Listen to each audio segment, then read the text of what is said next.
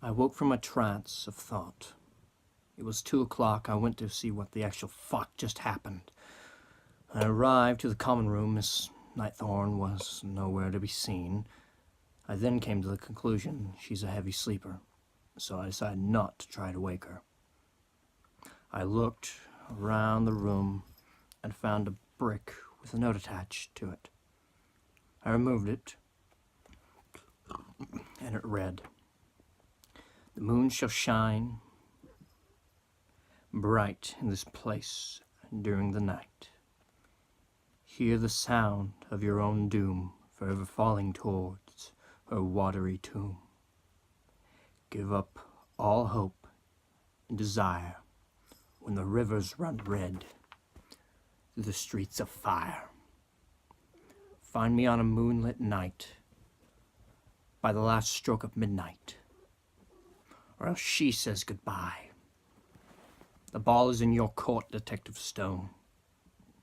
Find me, or it's her impending doom. Raven." As I began to sweep up the glass, Miss Nightthorne awoke, and I informed her what had happened, and she and I finished an hour later. Due to I had glass stuck in my hand, she was cleaning the sweet crimson nectar from my endless bag of meat. We stayed up, and I asked her to tell me about herself, and we talked about myself after a while.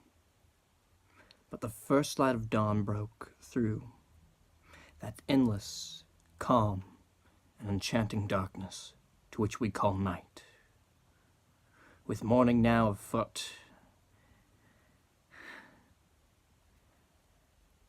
and birds singing their love songs, I knew it was time to start my task of researching and going to town and learning everything.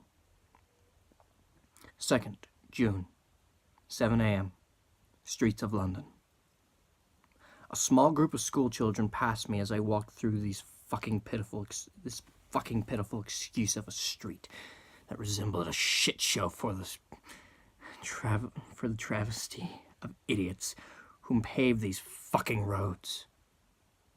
I talked to the town locals, to which I made great acquaintances with, about all the terrible shit that's happened in this fucking shit pile.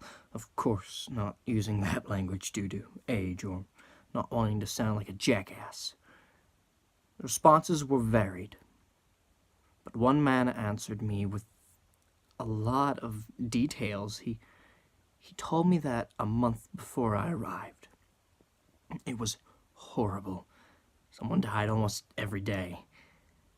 The man told me that a woman usually roams these streets. I asked if he saw her, and he kindly responded no, but he has heard her. My puzzlement was clearly obvious, and he told me that she sings a song, and those that are children, if they hear it, never return. Intrigued, I asked if he had heard any of the woman's song. He told me he heard one line. It was something about a land of enchantment. I didn't know any song with this line. I thanked him, bought a couple rounds of drinks, and headed on my way. Noon, Church of God, London. I found the bishop and talked to him about these things people have said about the crime. We had a civil chat, and I left to the place I was staying. I arrived at the house at noon and received 2 letters, one from Charles, letting me know about Miss Nightthorne and asked how things were going here. The second was from Clary, telling me she missed me and she loves me and wanted me to write to her. And she wanted me to write as soon as I could. I wrote Clary letting her know I was fine and that I missed her dearly. And then I wrote to Charles explaining that I knew about Miss Nightthorne and that I was getting closer, but I still lacked some knowledge.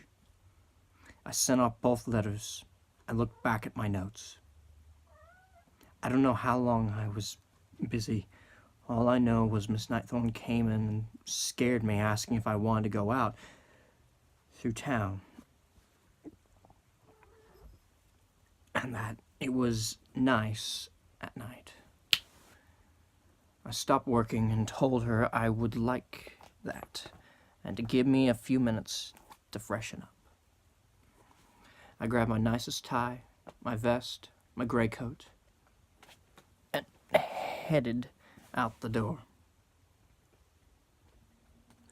Journal of Charles P. Locke, June, Paris, France. I have recently reached my comrade, Monsieur Gustave Stone, informing him about the help I sent. Stone is a hard man to know, and even harder to love, yet somehow he has a wife and me, his closest friend. 5 years ago, Gustave started this mission to vanquish sinners, but one has slipped away every time. Gustave said he won't rest until he has brought down her. But I fear the worst for my dear friend. Godspeed, Gustave. Bring her down and come home. I fear this due to my health, and my replacement won't send Gustave on another mission. I want him to finish what he started, but I fear that she will escape again, and he won't give up. Lord, help him in his endeavors, and help him finish this damned case. I plan on writing him soon.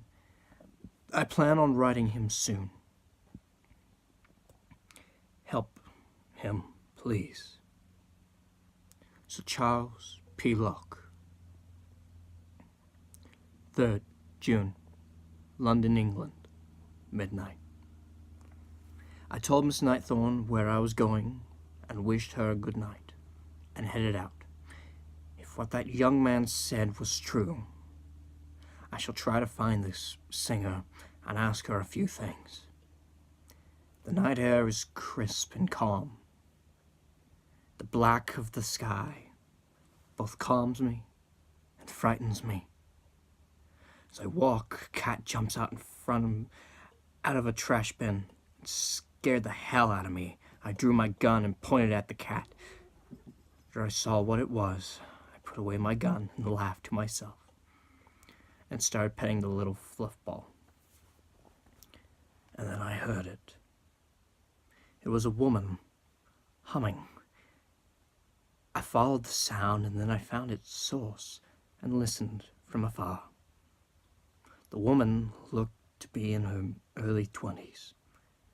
She had golden hair that reflected in the pale light of the moon's full array. A beauty, and her voice was even more romantic. It was putting me in a trance, and she hasn't even started singing. Then she began. Come, little children, I'll take thee away into a land of enchantment.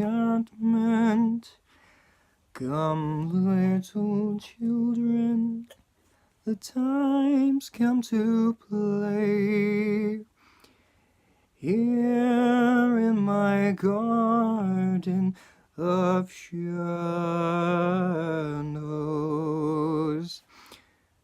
She starts moving and I follow. She stops and starts again. For sweet children, I'll show thee the way through all the pain and the sorrows. Weep not, poor children, for life is this way. murdering beauty and passions. I saw kids coming to her, and I couldn't do anything. Hush now, dear children, it must be this way. To weary of life and deception, rest now, sweet children, for soon we'll away into the calm and the quiet. Come, little children, I'll take thee away into a land of enchantment. Come, little children, the time's come to play here in my garden of shadows.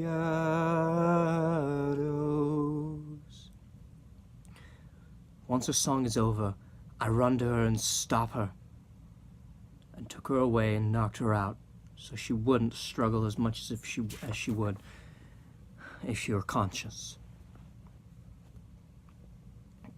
We arrived back at the house. I sat her in a chair and got in a pot of boiling water. 2 cups, sugar, 2 spoons, and tea bags.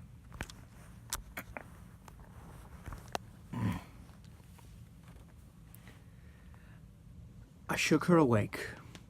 She didn't fight. She was curious to where she was.